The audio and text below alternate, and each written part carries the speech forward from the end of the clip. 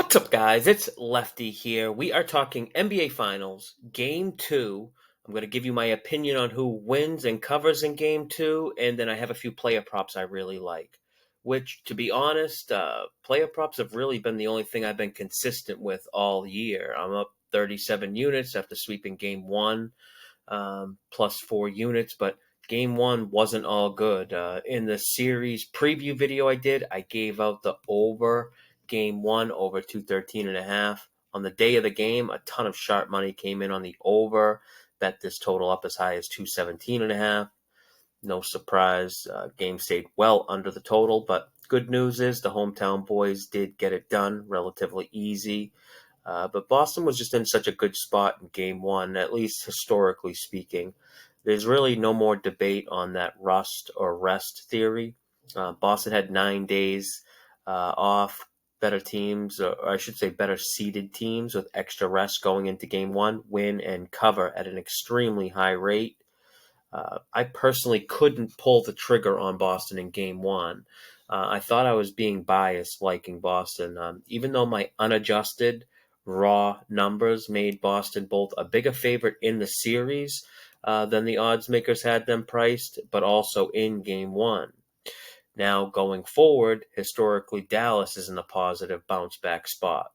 Not that I'm huge into historic trends, but teams coming off a loss or a blowout loss of double digits or more, especially good teams, they tend to bounce back. We saw OKC beat Dallas by 22 points in Game 1, then Dallas bounced back winning Game 2 by, I think, like 9 or 10 points. But maybe more importantly here is the Celtics Game 2 struggles. Before the Pacers series, Boston had lost 3 straight Game 2s. Boston is 1-2 in Game 2s this postseason and 12-0 on all other games. Their Game 2 struggles are no secret, but the betting public bases their opinion largely on recency bias. What they saw and what they saw most recently was Boston dominating Game 1 and covering the minus 6.5 spread easily. So despite the Game 2 bounce back spot for Dallas, the odds makers aren't giving any type of discount to back Boston here. In fact, they adjusted the line up from minus 6.5 in Game 1 to now minus 7 for Game 2.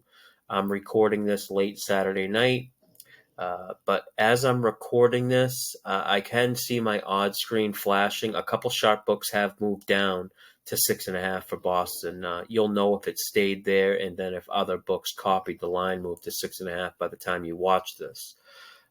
If this gets to 6.5 across the board, I think I like Boston in Game 2.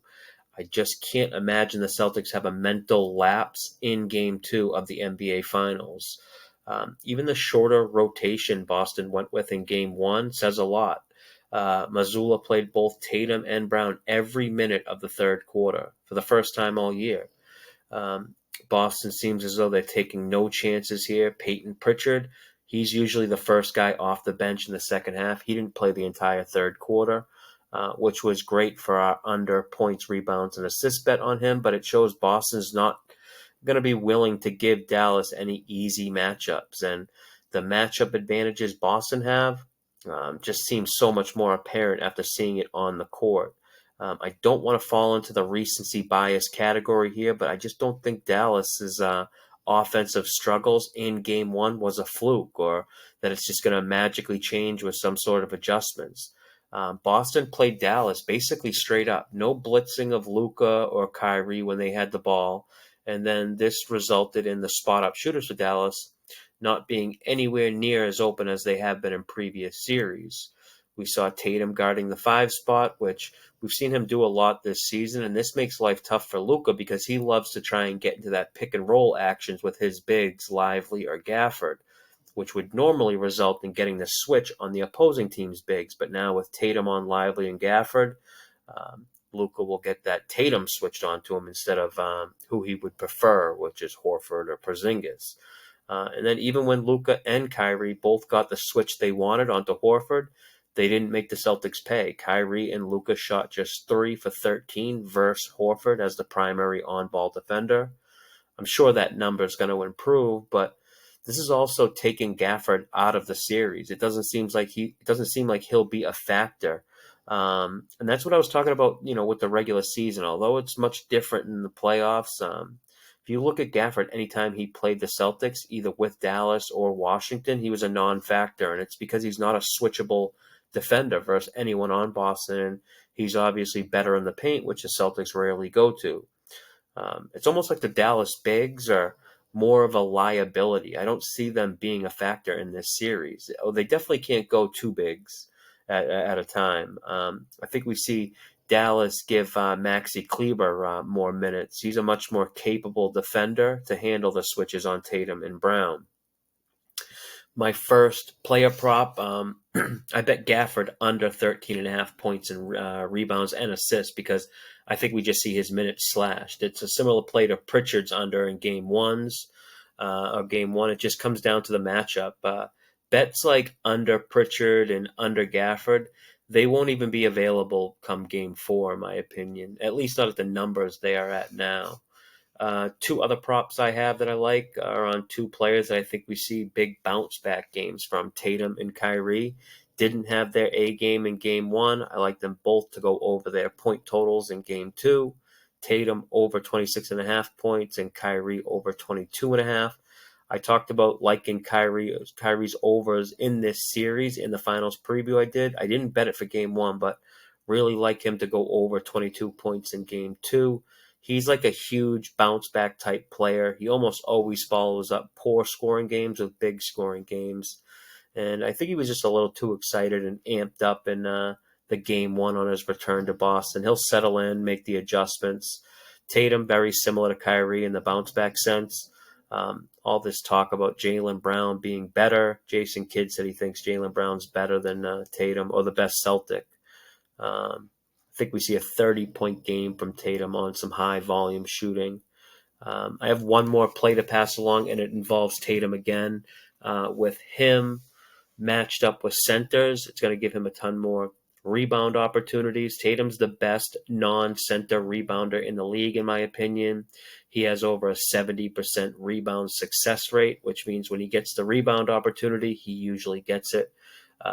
He's had 10-plus rebounds in 12 of the 15 playoff games. I like his over 9.5 rebounds in game two, but maybe the second best non-center rebounder in the league is Luka.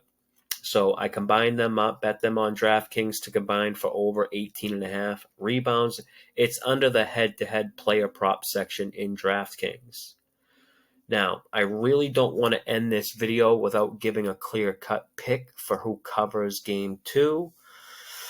I like Boston. I haven't bet them yet. I was fully expecting to bet Dallas in game two if the Celtics won game one. And the only reason why I might still side with Dallas is the fact in game one, the three-point shooting disparity was just such a big difference. Boston's point differential was plus 27 points from three-point land versus Dallas.